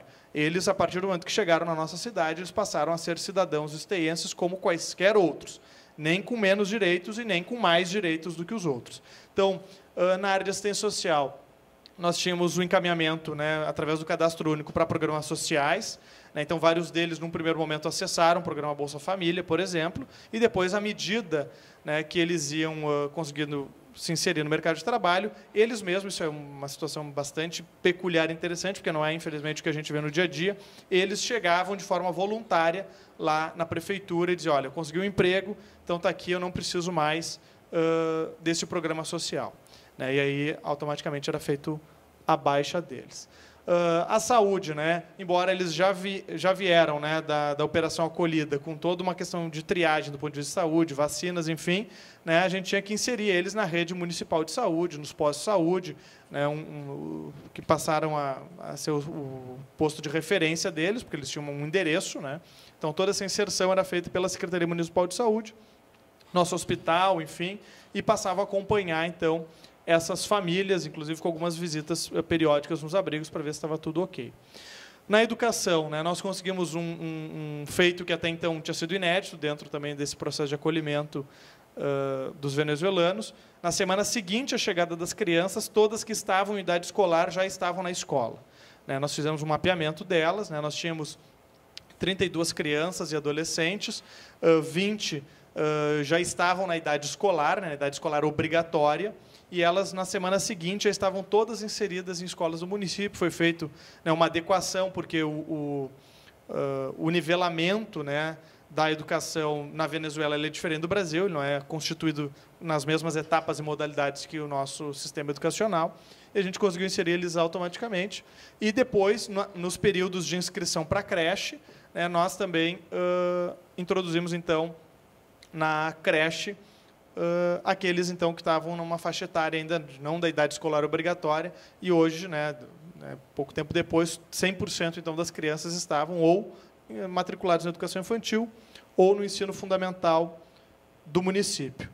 Nós temos a Loja Social Móvel, que é um projeto permanente que a gente tem, né, da questão de distribuição de roupas, enfim, agasalhos. Então, a gente fez edições da Loja Social Móvel direto nos abrigos e contamos com um apoio fundamental nessa força-tarefa de voluntários de um programa que nós temos, que é um programa de voluntariado da Prefeitura, que se chama Programa Conta Comigo. Se vocês observaram ali nas fotinhos antes, nós estávamos com a camiseta verde, né, escrito Conta Comigo. Conta Comigo é um programa de voluntariado que a gente tem desde 2017, na Prefeitura. A gente tem mais de 500 voluntários cadastrados no programa, e eles nos auxiliaram diretamente em praticamente todas as tarefas dentro da Operação Venezuela. Passar? A AGEMP é a nossa Agência Municipal de Empregos, né? Então, num primeiro momento, a nossa missão era organizar a vida das pessoas, estabilizar a vida dessas pessoas, porque, já referido aqui nas falas anteriores, né, essas pessoas vinham de um processo de mudança, né? Primeiro o processo migratório em si, de entrar num outro país, depois uns ficavam em Pacaraima, depois iam para Boa Vista, uns na rua, outros num abrigo provisório, e, enfim, eles vinham num processo de total instabilidade em relação às suas vidas, né? Então, o primeiro momento era de estabilizá-los, realmente que eles pudessem ter a tranquilidade de que teriam uma moradia digna, de que teriam uma alimentação, de que teriam as condições mais básicas para sobrevivência, para a vida de qualquer ser humano, para que, a partir daí, eles pudessem, então, voltar a planejar o seu futuro, né? Porque, a partir do momento que eles decidiram sair da Venezuela, eles não deixaram apenas para trás parte da família, casa, carro, enfim, profissões que tinham, né? Eles também deixaram, naquele momento, de planejar o seu futuro, porque eles não sabiam o que vinha dali para frente. Então, a ideia, no primeiro momento, era estabilizá-los, e aí, no segundo momento, nós trabalhamos de forma bastante intensa por meio da Agência Municipal de Empregos, que é vinculada à Secretaria de Cidadania, Trabalho e Empreendedorismo, na inserção deles no mercado de trabalho. Mais uma vez, sem fazer reserva de mercado, nem para venezuelanos e nem para brasileiros, né? Nós trabalhamos com eles da mesma forma que a gente trabalha com os brasileiros, com as questões particulares em relação à língua, evidentemente, mas dando a eles o mesmo tipo de serviço que a gente oferece para qualquer outro brasileiro. Então, a gente trabalhou na elaboração e tradução de currículos, a gente teve um altíssimo índice de empregabilidade, né? No abrigo 1, 118 empregados, 102 com carteira de trabalho e outros informais, no abrigo 2, 69 empregados. Nós conseguimos, no período de 6 meses, que todos, pelo menos um da família, né, os que eram sozinhos, né, os próprios, mas onde eram núcleos familiares que ao menos um da família estivesse empregado, né? O índice de empregabilidade foi 98% de empregabilidade deles. Pode passar? Bom, o Departamento de Ação Social da Secretaria também se encarregou muito de parcerias, né? Como eu disse, a gente teve muitos voluntários, e isso tem sido creditado a isso, né, o êxito do trabalho de acolhimento que a gente teve em Esteio, o fato do engajamento comunitário que nós conseguimos por meio de muitas parcerias, tanto dos voluntários do programa que eu referi, quanto de entidades, instituições, universidades, empresas e tudo mais, né? Então, o Departamento de Ação Social se encarregava de articular essas parcerias, arrecadar, a gente recebeu muita coisa, né? Roupas, material escolar, móveis, utensílios, muita gente doou muita coisa. Aulas de português, né, para eles, né, o português e espanhol. Todas as aulas foram ministradas por voluntários, né? Nós não tivemos que contratar ninguém para dar esse tipo de aula. Todas as aulas, e até hoje elas são feitas. A gente tem aulas semanais de língua portuguesa lá na Prefeitura. Já virou uma prática, até porque, e depois eu vou falar um pouquinho de quantos nós temos hoje na cidade, né, vão chegando sempre novos grupos, então as aulas são permanentes e vão dando conta também desses novos que foram chegando, não dentro dessa operação, mas que foram chegando a posterior. Gerenciamento de oficinas, então a gente passou a ofertar uma série de oficinas para eles, né, arte, terapia, cidadania, geração de renda, qualificação profissional, autoestima, artesanato, costura, né, uma série de oficinas. a gente passou a ofertar para eles, então o Departamento de Ação Social que organizava isso, e todo o acompanhamento da área educacional. A questão da inserção, então, né, foram para as escolas. A maioria delas já não frequentava há muito tempo a escola quando chegaram a Esteio, porque lá em Roraima não se conseguia o acesso à rede de educação, né? A gente tem que entender, e a gente que esteve lá em loco, a gente sabe que é uma diferença entre o que é feito dentro da Operação Acolhida em relação ao governo local lá de Roraima, tanto estadual quanto municipal, né? Há uma certa ojeriza à presença dos migrantes e refugiados venezuelanos, então, especialmente por parte do município, há uma resistência muito grande de acolher essas crianças na sua rede municipal de ensino. Então, tinha situações, né, de ligarem para determinada escola ou para a Secretaria Municipal de Educação perguntando se tinha vaga, receber uma resposta afirmativa de que tinha, e aí, quando se informava que era uma criança venezuelana, então já não se tinha mais a vaga, né? Então, essas crianças, né, desde o período que saíram das suas casas, né, das suas cidades na Venezuela, depois o período que ficaram em Roraima, uns mais tempo, outros menos tempo, elas já não estavam mais frequentando a escola, né? Então, teve todo um período aí de adaptação, mas criança é algo incrível, né? A criança se adapta de forma muito, muito rápida, né? Muito mais rápida do que os seus pais, até porque tem o carinho também dos colegas. A gente conversou, né, com as turmas que iriam acolher essas crianças venezuelanas, e o processo foi muito tranquilo, né? Pode passar? Vamos ver aqui. Aqui são alguns objetivos, né, que a gente trabalhou com eles, né, essa questão de resgatar muito a identidade, enfim, deles, e valorizar os aspectos culturais que eles tinham. Então, em nenhum momento a gente quis que eles se enquadrassem, né, nos nossos hábitos, na nossa cultura, né, mas sim que eles procurassem resgatar isso, até porque eles estavam em abrigos lá em Boa Vista, então tinha toda uma rotina que eles tinham que seguir, né? Tinha um horário para o café da manhã de todo mundo, tinha horário para o almoço de todo mundo, enfim, né? A comida era a comida pré-estabelecida. Eles deixaram de ter autonomia sobre as suas vidas, né? E isso não é uma crítica, tá? O único jeito de funcionar isso lá em Roraima é da forma como é feito, tá? Não tem, com a quantidade de pessoas. Nós visitamos vários abrigos lá, nós visitamos os centros de triagem. O trabalho da Operação Acolhida é um trabalho fantástico, né? A gente teve a oportunidade de passar bastante tempo com o General Pazuello, que é uma figura incrível ali, que estava no vídeo da DPU. Encontrei ele semana passada, agora em Brasília, novamente. E a única forma de funcionar a Operação Acolhida, como a gente tem lá em Roraima, é daquela forma, né? Os militares têm as suas dificuldades, às vezes, de flexibilidade, muitas vezes, mas a gente tem que compreender que, se não fosse, né, pela disciplina e pela forma de trabalho deles lá, não teria como a gente ter o resultado que a gente tem dentro da Operação Acolhida, que é a porta de entrada para, então, que se faça o processo de interiorização, né? Porque a rapidez com que eles erguem os abrigos, né, a forma como eles conseguem lidar com a escala com que se trabalha lá, é uma coisa impressionante. Mas, no momento que eles chegaram aqui, era o momento, então, de resgatar a autonomia dessas pessoas para que elas passassem a ser, né, as gestoras das suas próprias vidas, né? Que elas definissem o que iam cozinhar, o que não iam cozinhar, e não a gente ou alguém que determinasse, né? Que elas passassem a realmente voltar a gerenciar isso, né? E é algo tão distante da nossa realidade que, às vezes, parece complicado de entender, né? Mas as próprias questões ali em relação a dinheiro, né? Que tinha oficinas relacionadas a isso, a questão financeira, né? Essas pessoas, elas vêm de um processo inflacionário, né, absurdamente alto. Elas já não sabem mais quanto vale o dinheiro. Inclusive, o Banco Central do Brasil criou um curso, né, a partir disso, criou um curso especificamente para venezuelanos, para poder ensinar alguns conceitos básicos que, para eles, não fazem mais sentido nenhum, porque a economia da Venezuela, né, derreteu, o sistema bancário se esfacelou por completo, então coisas que, para a gente, são muito simples e que estão no dia a dia, a gente nem percebe, e eles já não fazem mais ideia, né? No início, alguns deles que conseguiam alguns bicos, né, alguns trabalhos informais, eles nos chegavam lá para perguntar, né? Olha, eu capinei um pátio lá e ganhei R$50. isso é muito, isso é pouco, isso é justo, isso não é, porque eles não tinham a menor ideia, né, de quanto valia o trabalho, de quanto valia o dinheiro aqui, porque vinham desse processo da Venezuela, né? Então, até isso a gente tem que estar preparado para lidar. Pode passar?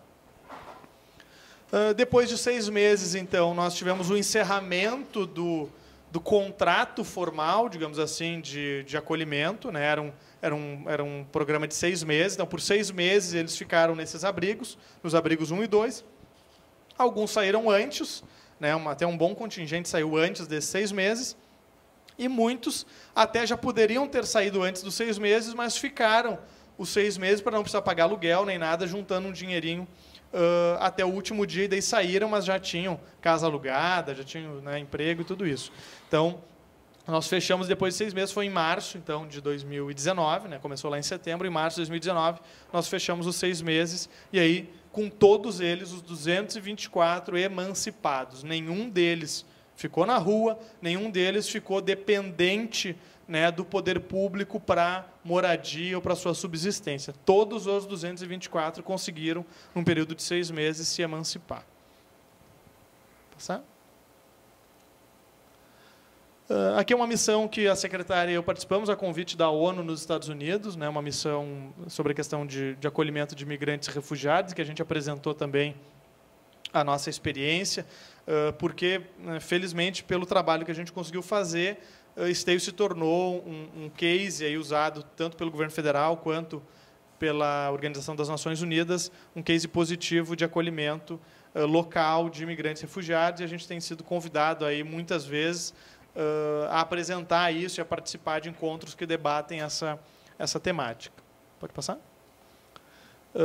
Realizamos com a ONU um seminário de engajamento humanitário lá em Esteio.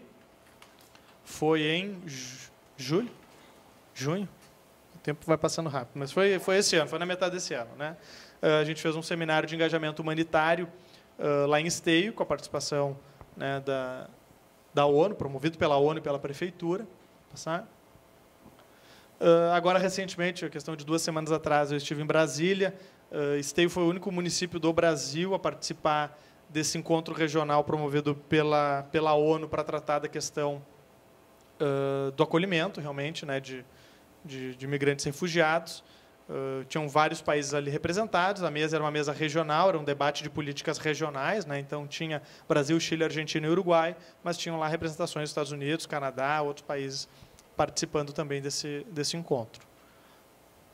E, atualmente, nós temos 520 venezuelanos, lembram, né, vieram 224, a gente tem 520 venezuelanos que têm Esteio como ponto focal, né, ou seja, não necessariamente 100% deles estão morando, residindo em Esteio. Tem alguns que estão em cidades da região, né, a maioria deles estão morando em Esteio, mas não são 100% desses 520.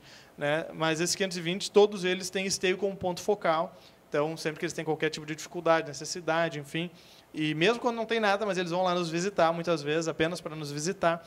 Né? Então, dos 224, a gente mais do que dobrou esse contingente de pessoas assistidas pelo município, que vieram através do processo que se chama, né, a maior parte deles veio através do processo que se chama de reunião familiar. Né? Então, por exemplo, aquele abrigo que nós tínhamos 125 homens sozinhos, depois que eles se estabilizaram, vieram, né, esposas, vieram filhos, vieram outros parentes para a nossa cidade, a partir, então, dessa reunião familiar.